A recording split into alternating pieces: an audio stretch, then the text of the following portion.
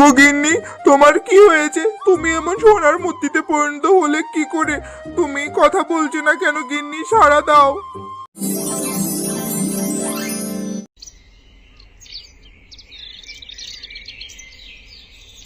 কি গো শুনছো?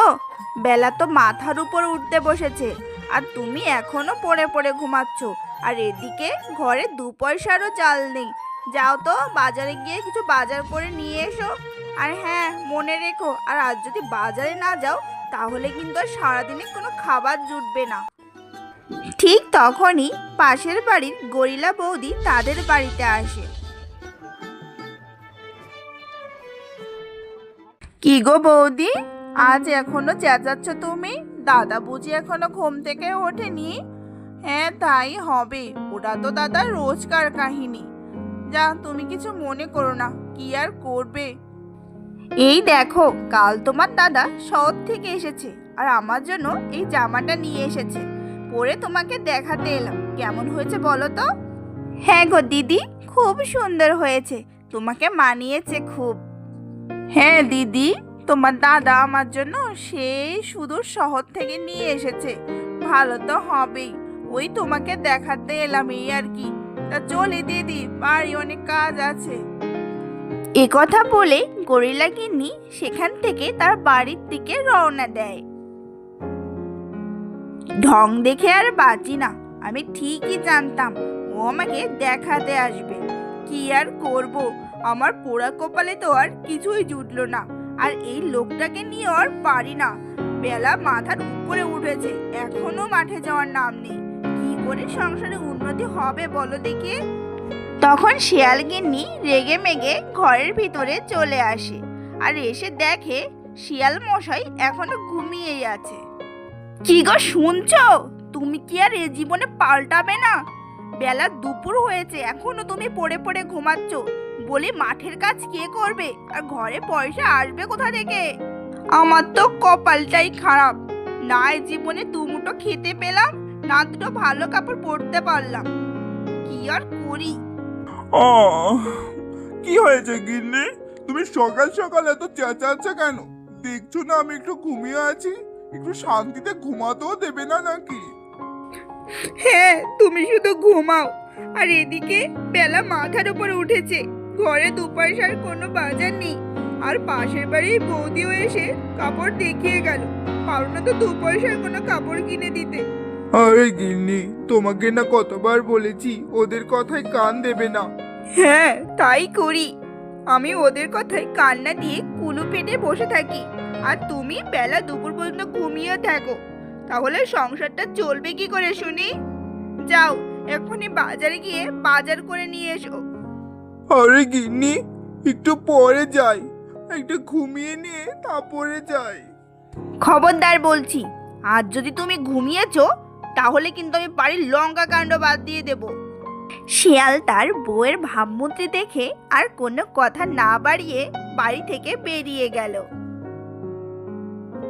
সে হাঁটতে হাঁটতে ঘন জঙ্গলে চলে এলো, একটা গাছের নিচে গিয়ে দাঁড়ালো।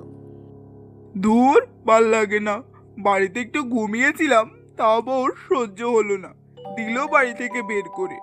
এখন আমি কোথায় একটু ঘুমাবো? বাহ, এই গাছটা তো অনেক সুন্দর, এর তলায় তো অনেক ছায়াও আছে, এখানে একটু ঘুমিয়ে নি, এখানে কেউ আমায় বিরক্তও করতে পারবে না। যে কথা সেই কাজ, শিয়াল সে গাছতলেই ঘুমিয়ে পড়ল। কিন্তু সে জানতো না এটা একটা মেচো ভূতের আস্তানা। ঠিক কিছুক্ষণ পর মেচো ভূতও তার ঘরে ফিরে এলো। সে এসে দেখে একটা লোক তার জায়গা দখল করে শুয়ে আছে। এই ছোকরা, কে হে তুই? আমি যেই আমার বাড়িটা রেখে একটু আমার পিকনিক সঙ্গে দেখা করতে গিয়েছি, অমনি এসে আমার ঘর দখল করেছিস? তোর সাহস তো মন্দ না, তুই মেচো পুতের ঘর দখল করেছিস। আজকালকার ছেলে ছোকরাদের কোনো ভরসাই নেই, ঘরে বউ পেদাবে আর ছুটে এসে আমাদের ঘর দখল করবে। এই কে রে তুই? ওঠ ওঠ! ওরে বাবা রে, এ তো ভূত, আমাকে কেউ বাঁচাও। ভূত, আমাকে কেউ না, আমার কার মোট কেউ না, আমি এখনই চলে যাচ্ছি, আমাকে ছেড়ে দাও।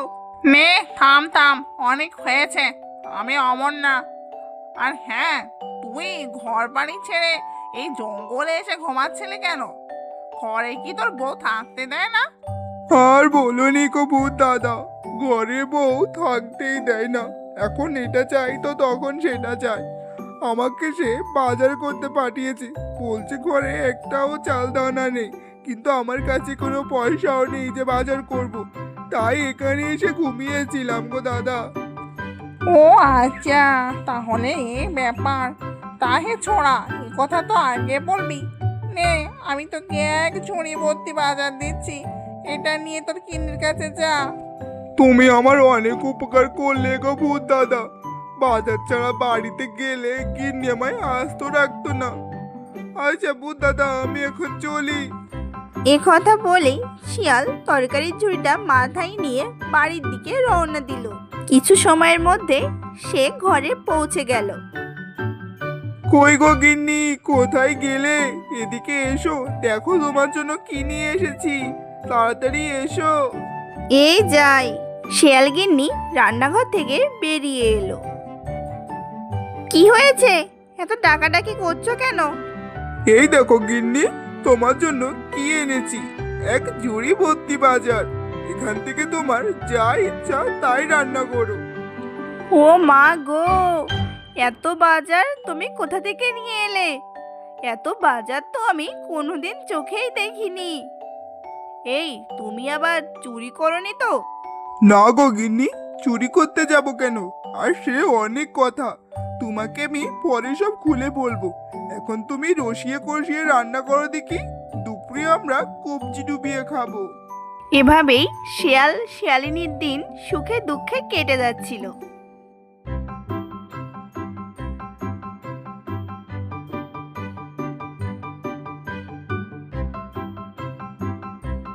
একদিন সকালবেলা শিয়ালিনী পুকুরে জল আনতে যাচ্ছিল।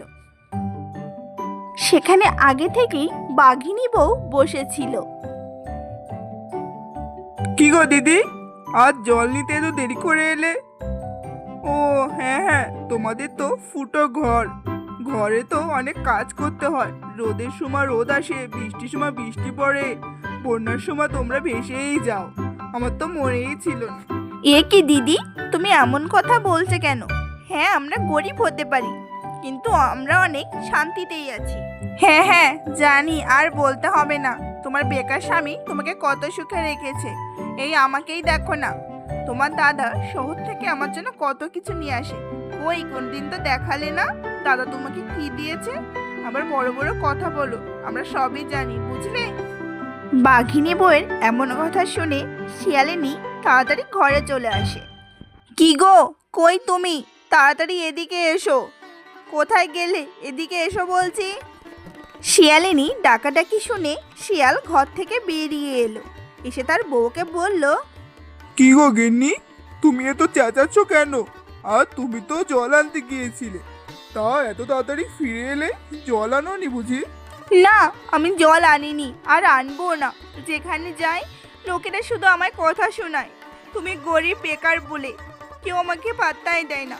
তুমি এখনই সেই ভূত দাদার কাছে যাবে, গিয়ে আমাদের সব দুঃখের কথা বলবে। বলবে আমাদের অনেক ধনী করে দিতে।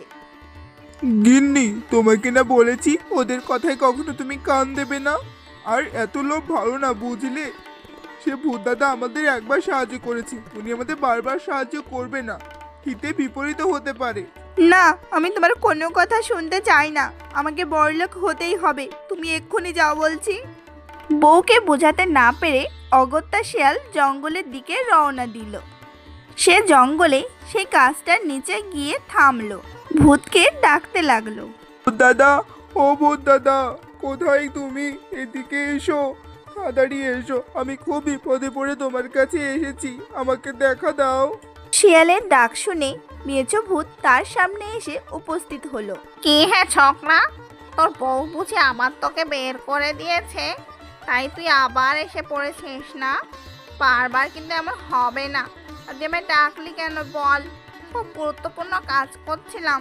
বল বল দেখি। ভূত দাদা, তুমি খারাপভাবে নিও না।